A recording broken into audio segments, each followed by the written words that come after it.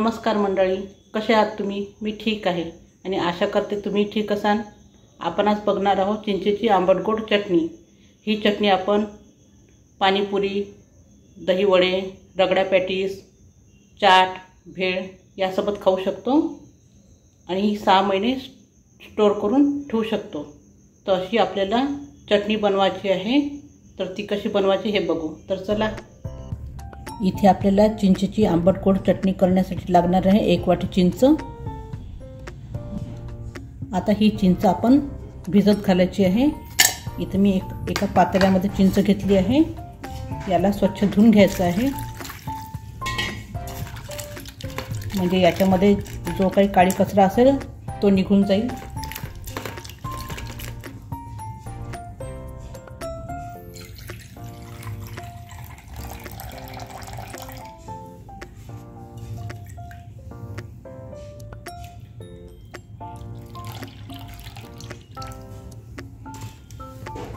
आता याच्यामध्ये आपण स्वच्छ पाणी टाकून द्यायचं आहे आणि याला 2 तास छान भिजू द्यायचं आहे. इथे आता आपली चिंच छान भिजलेली आहे. या भिजलेल्या चिंचेचा गर आता आपल्याला काढून घ्यायचा आहे. इथे आपण काढून घेणार आहे. चिंचेचा गर पूर्ण असं छान कुस्करून घ्यायचा आहे, जेवढा गर निघेल तेवढा. आणि ही चटणी तुम्ही रगडा पॅटीस, भेळ, पाणीपुरी हे असं कशासोबतही खाऊ शकता. आपल्याला कधी भूक लागते दुपारी वगैरे, तर अशी चटणी तुम्ही जर करून ठेवली तर आपल्याला पटकन जो पदार्थ करायचा आहे तो करून आपण ही चटणी त्याच्यात टाकू शकतो. म्हणून ही चटणी पहिलेच आपण बनवून ठेवूया. आणि ही बनवलेली चटणी तुम्ही 5-6 महिने फ्रीजमध्ये ठेवून स्टोर करू शकता. याला काहीही होत नाही, बिलकुल जशी आहे तशीच राहते. अशी छान बनवून ठेवून द्यायचं. आता मी याचा पूर्ण गर काढलेला आहे, बघू शकता तुम्ही. असा पूर्ण गर काढून घ्यायचा आहे, छान चोळून चोळून.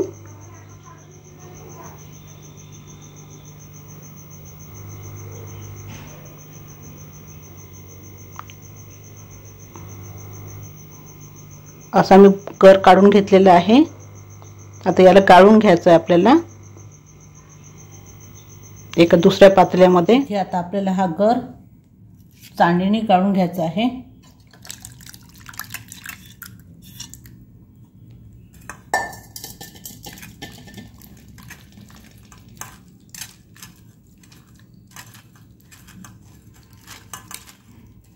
असा पूर्ण जेवढा याचा गर निघेल तेवढा तुम्ही काढून घ्यायचा आहे.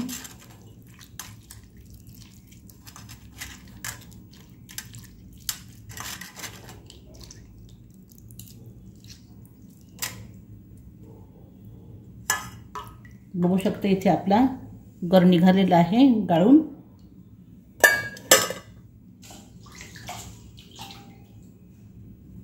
हा गर आता आपल्याला वापरायचा नाही आहे, फेकून द्यायचा आहे त्याला.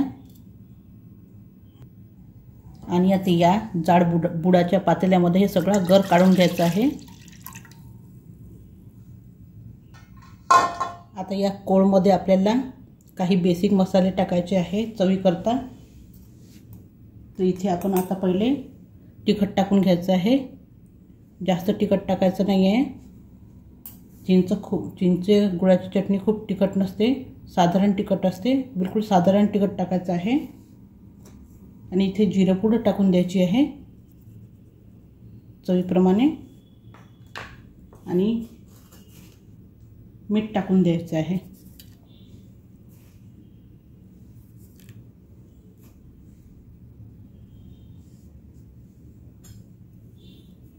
याला हलवून घ्यायचं आहे. आता यामध्ये आपल्याला साखर आणि गूळ हे दोन्ही टाकायचं आहे. तुम्हाला जर वाटलंच तर नुसतंच तुम्ही गूळ टाकू शकता किंवा नुसतं साखर टाकू शकता, पण दोन्ही घेतल्याने त्याचा स्वाद खूप छान येतो, चव खूप छान येते. म्हणून आपल्याला दोन्ही वापरायचे आहे. हे आपल्याला नंतर टाकायचे आहे. हे आपण आता कोळ मिडियम हीटवर ठेवलेला आहे. याला छान उकळू द्यायचं आहे मिडियम हीटवर. इथे आता आपला चिंचेचा कोळ छान उकळत आहे. याच्यामध्ये आपण आता गूळ टाकून द्यायचा आहे. आणि साखर टाकून द्यायची आहे।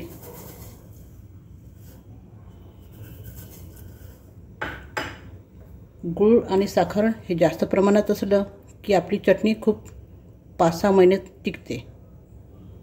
आता याला छान एकदा हलवून घ्यायचं आहे आणि आपला हा गूळ वितळेपर्यंत छान घट्ट होतपर्यंत चिंचेला आता कमी जाळ्यावर होऊ द्यायचं आहे।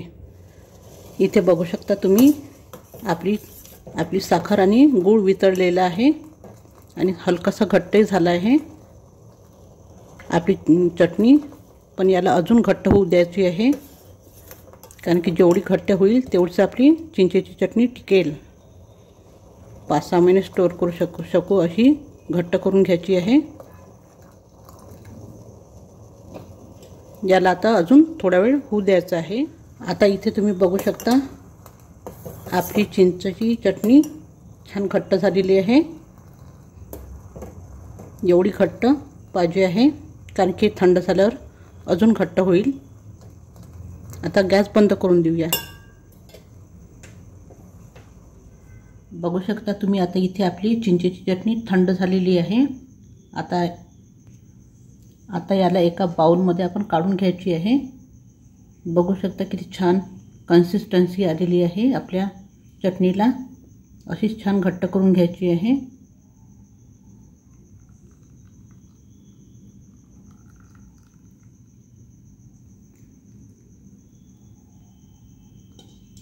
तर अशा प्रकारे तयार झालेली आपली चिंचेची आंबट गोड चटणी।